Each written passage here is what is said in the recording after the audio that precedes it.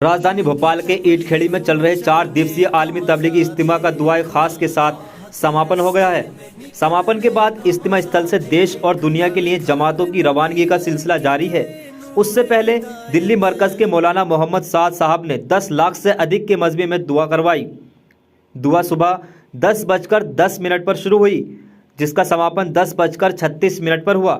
26 minute की दुआ में मौलाना साद साहब ने दुनिया में अमन चैन के साथ मुल्की तरक्की और भलाई की दुआएं मांगी। उनके लफ्ज़ों पर चारों तरफ आमीन की सदाएं गूंजती रहीं। इज्तिमा स्थल पर 26 मिनट की दुआ के दौरान हर तरफ पिन ड्रॉप साइलेंट का माहौल और वातावरण रहा। सिर्फ मौलाना की आवाज़ और लोगों का आमीन सुनाई दिया। बड़े मजमे ने खुदा की बारगाह में हाथ उठाकर अमन चैन, खुशहाली और अच्छे स्वास्थ्य की दुआ मांगी। मौलाना मोहम्मद साहब ने दुआ खास से पहले अपने आखिरी वक्तव्य में नमाज की पाबंदी करने पर की बात कही। उन्होंने कहा कि हमें हर हाल में हक के रास्ते पर चलना है, इसी के साथ ईमानदारी भी बरतनी है और हक पर कायम रहना है। दुआ खत्म होने के बाद लोगों का इज्तिमा स्थल से अपने घरों की ओर रवानगी का सिलसिला जारी है। इज्तिमा स्थल से चारों तरफ के रास्तों पर सिर्फ वाहन ही वहां नजर आ रहे हैं। इज्तिमा कमेटी के वॉलंटियर बारी बारी से पार्किंग खोलकर व्यवस्था के अनुरूप वाहनों को छोड़ रहे हैं। इतना बड़ा मजमा होने के बावजूद ट्रैफिक जाम की स्थिति निर्मित नहीं होने दी गई।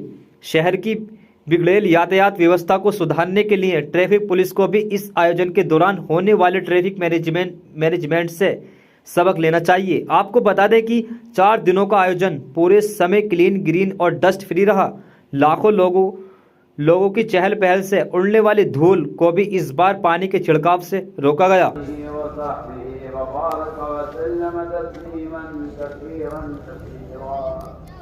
अम्मा बअद फअऊज़ु बिल्लाहि मिनश शैतानिर रजीम। बिस्मिल्लाहिर रहमानिर रहीम। मेरे इंतहाई मुहतरम बुजुर्गों, दुनिया का दस्तूर है ये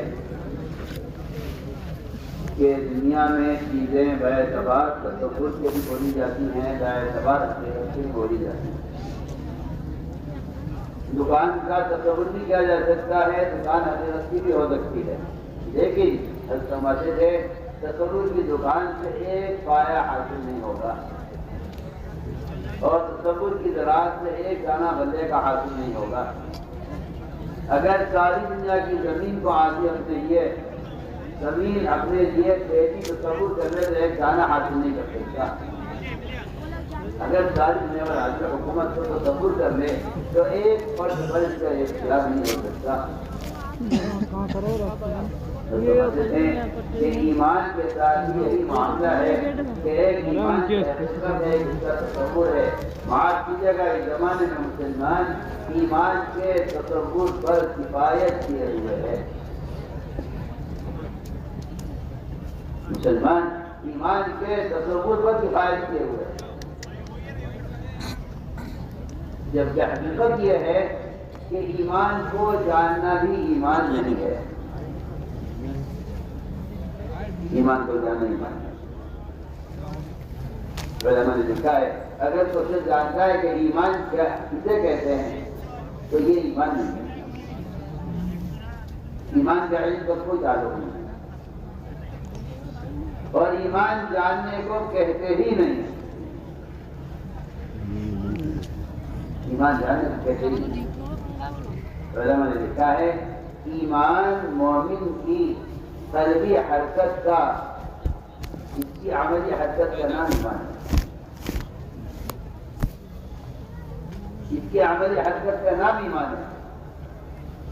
आप अगर गौर कर रहे हैं कुरान में तो अल्लाह ताला ने फरमाया है कि तहवील क़िबला हुई थी और ये इल्ज़ाम दिया गया ईमान वालों को, इल्म की नमाज़ें ज़ाहिर हो गई। अल्लाह ने फरमाया, मा कान अल्लाहु लियुज़ीअ ईमानकुम, हालांकि यहाँ ईमान मुराद नहीं है, नमाज मुराद है। यहाँ ईमान मुराद नहीं है। यहाँ ईमान से ईमान मुराद नहीं लिया गया। इस आयत में ईमान से नमाज मुराद ली गई है। अल्लाह ने फरमाया, मा कान अल्लाहु लियुज़ीअ ईमानकुम, کہ اللہ تعالیٰ تمہاری نمازوں کو ضائع نہیں کرنے والے ہیں، کیونکہ تم نے جو نماز ادھر پڑھی وہ حکم سے پڑھی، ادھر بھی حکم سے پڑھی ہے۔ میں تو ایک مثال عرض کر رہا ہوں ان لوگوں کو سمجھانے کے لیے جن کا خیال یہ ہے کہ صرف ایمان کا تصور ہو جانا کافی ہے۔ اس بات کو غور کیا جائے کہ ایمان تصور کا نام نہیں ہے، ایمان مومن کی عملی حرکت اور ایمان مومن کی عملی زندگی کا نام ایمان ہے۔ یہاں سے بھی دیکھ رہا ہوں۔ اس لیے ہم بہت تاکید سے بات کرتے ہیں کہ ہر مومن کے ذمہ فرض اور لازم ہے کہ وہ اپنے ایمان کو قرآن پر، حدیث پر اور صفات صحابہ پر پیش کرے۔ وہ دیکھ نہیں رہا۔ کتنی روایتیں ہیں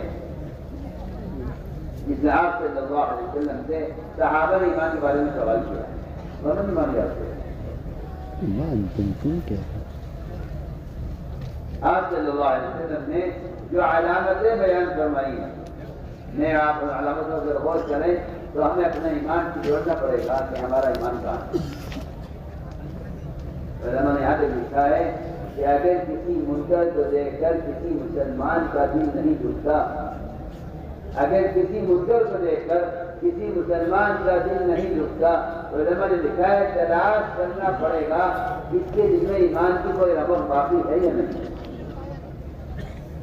کیا کہہ رہا ہوں،